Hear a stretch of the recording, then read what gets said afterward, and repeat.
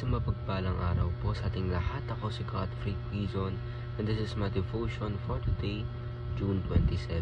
And ang topic po natin for today is ano ang mga major at minor doctrines.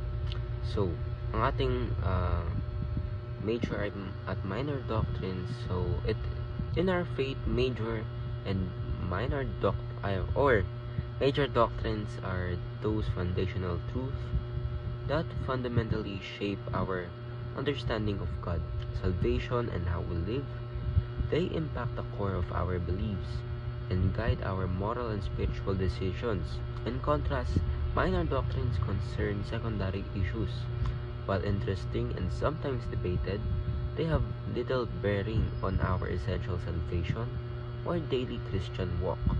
Recognizing this distinction helps us focus on what truly unites us in Christ, encouraging unity and love rather than division over non-essential matters.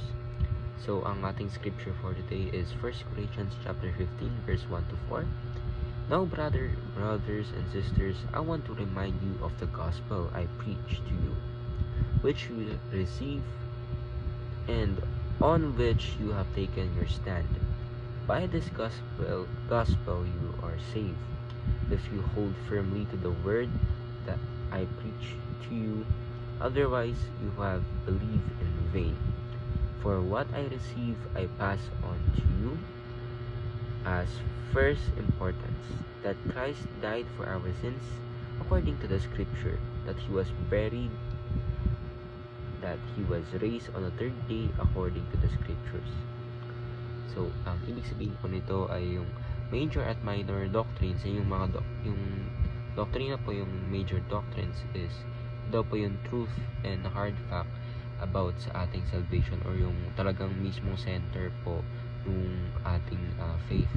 So, sabi nga po ni Apostol Pablo sa 1 Corinthians chapter 15 verse 3 to 4 na ang sentro po ng ating paniniwala dapat ay yung pagkamatay at pagkabuhay ng ating Panginoon. Ibig sabihin yung namatay po ng ating Panginoon para po sa ating lahat in order for us to be saved, and yung pagkabuhay ng ating Panginoon through His power, through the omnipotence of our Lord and Savior Jesus Christ, our Lord. So, ang ating scripture, ang ating teaching po for today is Christians must be protective on major doctrines.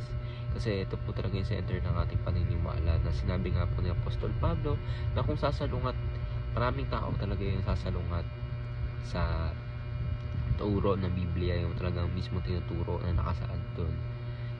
At sinabi ng Apostol Pablo na huwag maniwala doon at let them be cursed in God's name. So, ibig sabihin, hayaan na lang ang ating Panginoon kumilos sa kanila. At huwag po tayo basta-basta papaniwala sa mga major doctrines na iniiba ng mga tao, at maniwala lang po talaga tayo sa kung ano yung nakasaad sa Biblia. So, ating second teaching is Christians must be lenient on minor doctrines. Ibig sabihin, yung mga minor doctrines, mga hindi man na masyadong importante na mga questions sa Biblia. Kunwari, anong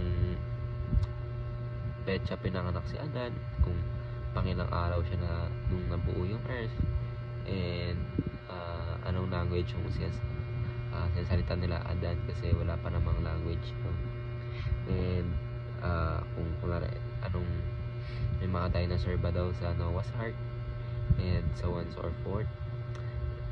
Dito naman, magkakaiba naman tayo ng ating paniniwala dito sa bagay na to, is hindi naman na talaga maapektuhan masyado yung faith natin dyan, kasi dapat yung faith natin nakasentro po sa kung ano po at sino ang ating Panginoon sa Kristo, at kung ano po yung ginagawa niya sa ating mga buhay, at kung paano mo siya i-accept, ino-obey mo ba yung mga salita niya.